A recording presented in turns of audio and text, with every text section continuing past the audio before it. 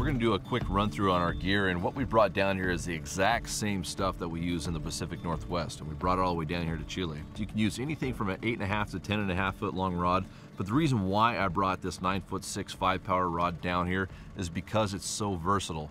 It has a really strong backbone down here, which should be able to handle these 40-50 pound Chinook that we hope to find, and still has nice parabolic bend on the front end to allow the fish to grab the lure, turn, and drive that hook in the corner of its mouth. As far as our reel goes, line counter reels are a must. We're fishing a lot of different parts of the water column, from 10 feet of water all the way down to 80, even 100 feet. So being able to manage your depth and then dialing in exactly where you're getting your bite is really important. Our line, we're running 30-pound maximum monofilament line here. I really like the monofilament just because it has a lot of forgiveness, which, especially on these big fish, is important when the fish are right next to the boat. If we're running braided line, there's no stretch, so an inch of movement at the fish is an inch of movement at the rod tip, and we could end up pulling the hooks free or breaking the line. So I really do like running monofilament line for these bigger fish. So from this 30-pound maximum high vis, we come down to our gear, our terminal tackle, and again is the exact same setups that we're running back home. We're running a slider on our main line, right below a TB to grab onto any grass that we find, down to a snap swivel, and here's our 200-pound monofilament bumper down to our flasher. And the reason why we run 200-pound is not because we need 200-pound on these fish, it's because it's stiff. And that allows us to keep our flasher from tangling up in our main line or in our leaders. So it just helps our setup stay clean and fish straight as best we can. Down to our flasher right here, we're running the 8-inch YBC fish flash, the Big Al's fish flash here. It's a good medium size, doesn't grab too much water, but still gets plenty of flash down there.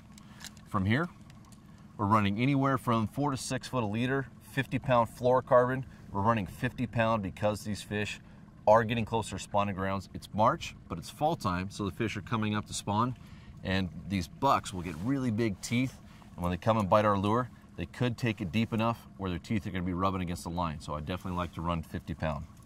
Down to our lures, I'm running the size 5 FST spoons. These lures will cover a lot of water, create a lot of action down there, and get the fish's attention, so we're trolling a few of these. In addition to the size 5 FSTs, we're running anywhere from a size 5 to a size 7 spinner. We're covering as many different options as we possibly can to try and figure these fish out.